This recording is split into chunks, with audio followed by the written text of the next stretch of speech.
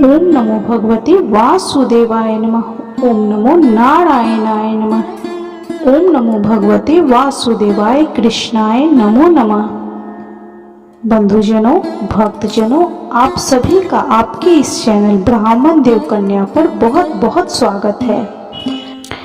बंधुजनों, भक्तजनों, आज हम इस वीडियो में श्री पुरुषोत्तम मास के छठे और सातवें अध्याय का श्रवण करेंगे।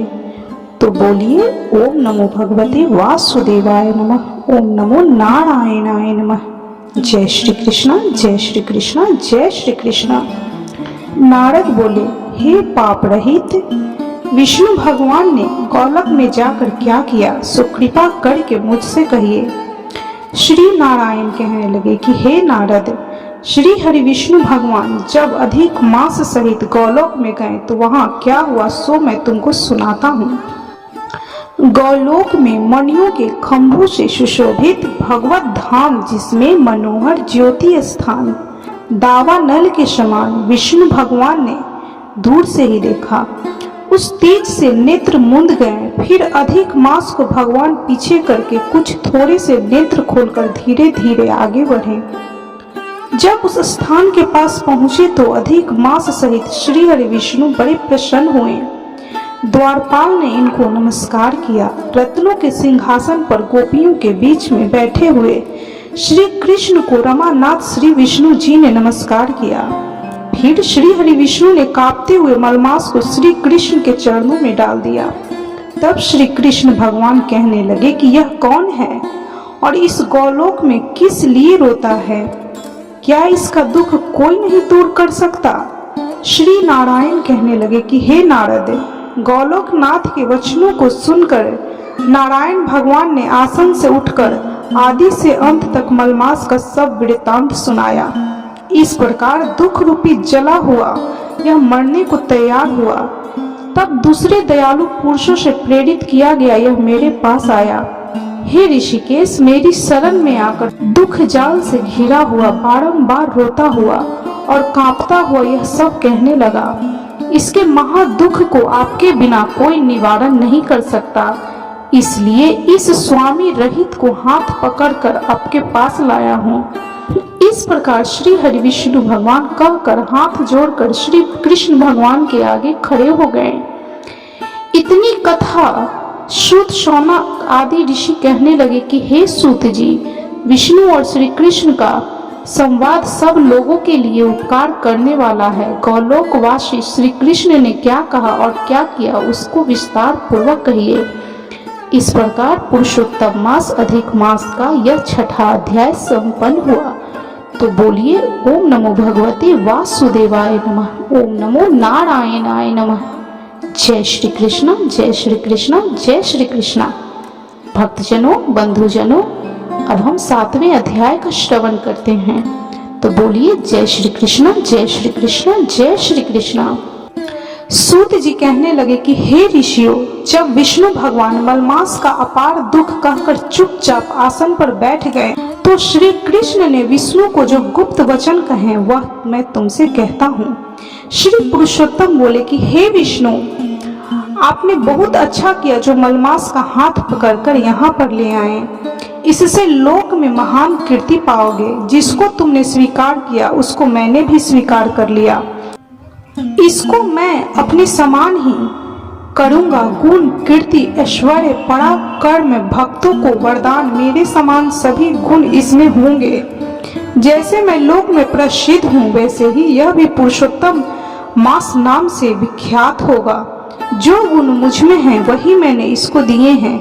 हे जनार्दन, तुम्हारी प्रसन्नता के लिए मैंने अपने सभी गुण इसको दे दिए।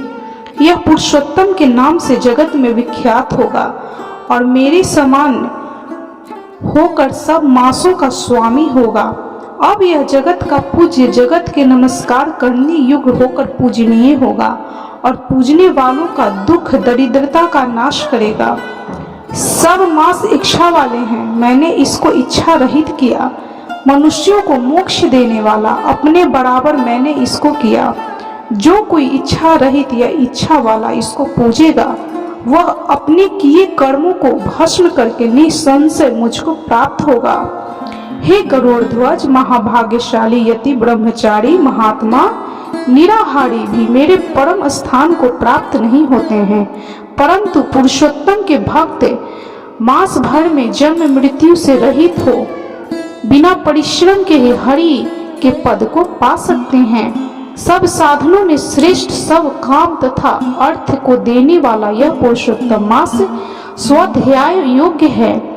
जैसे हल से बोए हुए बीज करोड़ों गुना बढ़ते हैं, वैसे ही पुरुषोत्तम मास में किया हुआ पुण्य कोटि गुना बढ़ता है।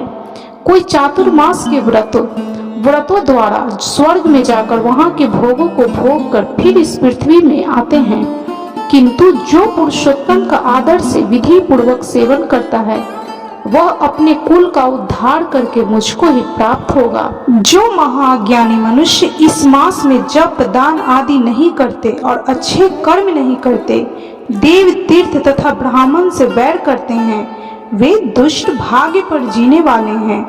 उनको खरगोश के सींग के समान स्वप्न में भी सुख नहीं होगा। जब मूढ़ मनुष्य मेरे प्रिय मलमास का तिरस्कार करेंगे और जो धर्म का आचरण नहीं करेंगे, वे सदैव नरक के गामी होंगे। जो पुरुषोत्तम मास के निमित्त 3-3 वर्ष में धर्म का आचरण नहीं करते, वह कुंभी पाकादि नरकों में पड़ते हैं। जो अज्ञानी पुरुष स्त्री पुत्र पौत्र आदि के बंधन में फंसा रहता है, वह अज्ञानी दुख रूपी दावा नल में पड़ा रहता है। जिसका अज्ञान से मेरा प्रिय अत्यंत पुण्यदान पुरुषोत्तम मास बीत गया, उनको कैसे कोई सुख प्राप्त हो सकता है। श्रेष्ठ भाग वाली जो स्त्रियां पुत्र सुख सौभाग्य के लिए पुरुषोत्तम मास में स्नान दान तथा पूजन करेंगी, उनको मैं सौभाग्य संपत्ति सुख पुत्र दूंगा, और जो मेरे इस मास को ऐसे ही व्यतीत कर देंगी, उनको मेरे प्रतिकूल और स्वामी से सुख नहीं होगा। भाई पुत्र तथा धन का सुख तो उनको स्वप्न में भी नहीं होगा। अतः सब मनुष्य को मेरे इस मास पुरुषोत्तम मास में स्नान पूजा जप आदि करना चाहिए। विशेष करके अपने शक्ति के अनुसार दान अवश्य करना चाहिए। जिसने भक्ति और श्रद्धा से पुरुषोत्तम मास में मेरी पूजा की है, वह धन तथा पुत्र का सुख भोग कर अंत में मेरे गौलोक में वास करेगा। मेरी आज्ञा से सभी मनुष्य मलमास को पुरुषोत्तम मास को पूजेंगे। मैंने सब मासों में उत्तम इसको किया है, इसलिए हे रमापते, तुम चिंता छोड़कर पुरुषोत्तम मास को लेकर बैकुंठ को जाओ। इस प्रकार श्री पुरुषोत्तम मास महात्मा का यह 7वां अध्याय संपन्न हुआ। तो बोलिए ओम नमो भगवते वासुदेवाय नमः, ओम नमो नारायणाय नमः। जय श्री कृष्ण, जय श्री कृष्ण, जय श्री कृष्ण।